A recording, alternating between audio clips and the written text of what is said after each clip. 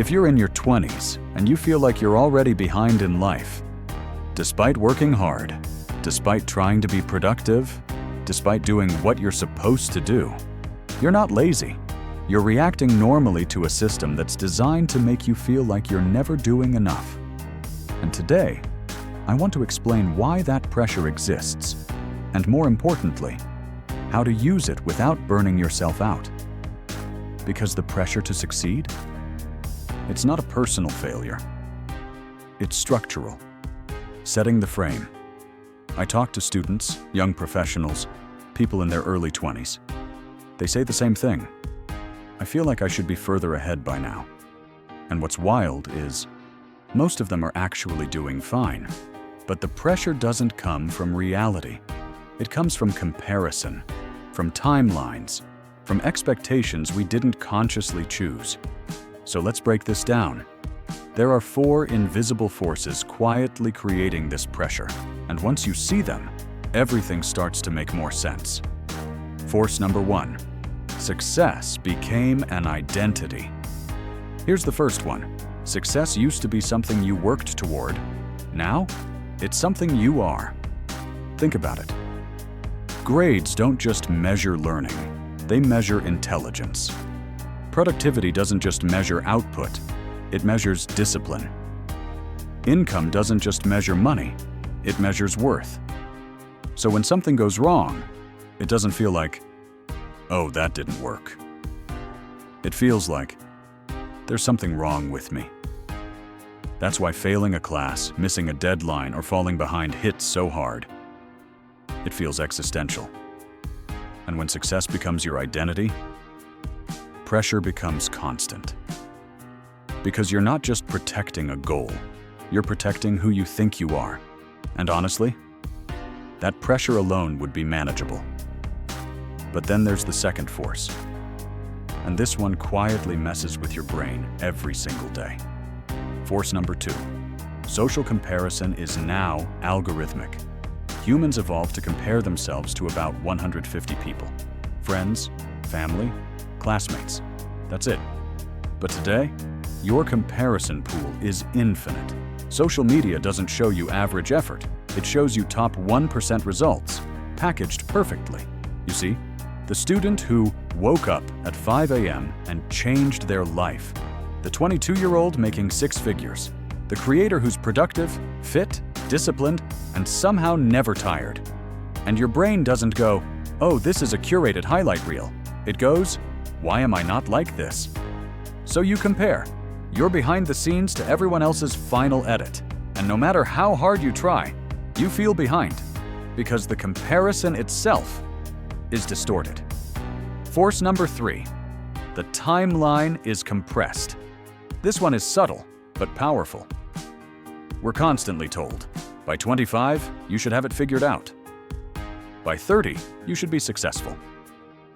As if life is this narrow window where everything has to happen now. But here's what no one talks about. We only hear stories from early winners. That's called survivor bias.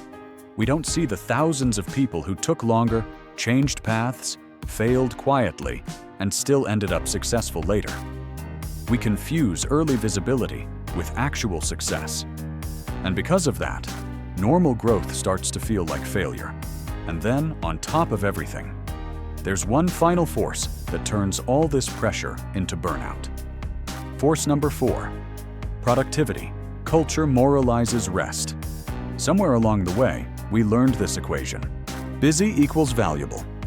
Rest equals lazy. So even when you need a break, you feel guilty taking one. Students feel bad for resting instead of studying.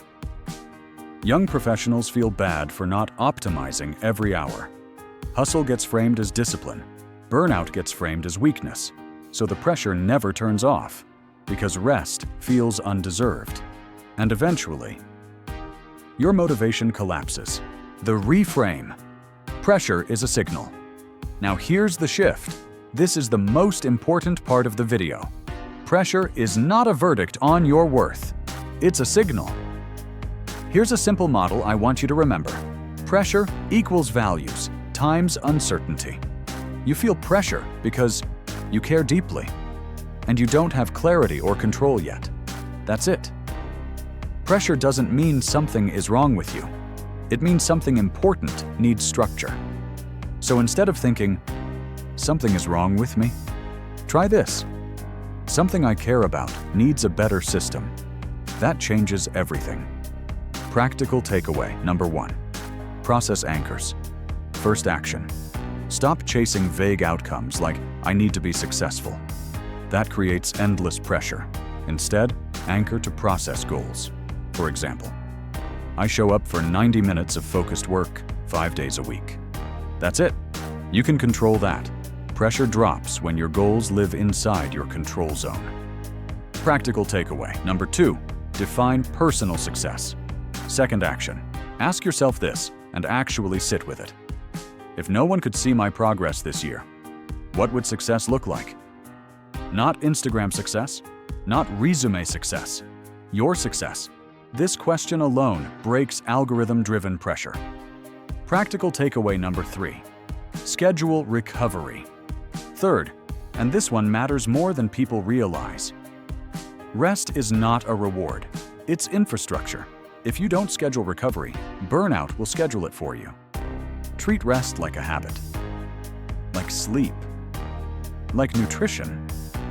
That's how consistency actually works. Summary. So here's the truth. You don't feel pressure because you're failing. You feel pressure because you're trying to matter in a world that never stops measuring. And once you understand that, you can stop fighting the pressure and start using it intentionally. If this video helped you, hit like. It helps more than you think. Subscribe to Habit District if you want to build habits that actually last. And remember, progress doesn't come from doing more. It comes from doing what matters, consistently. I'll see you in the next one.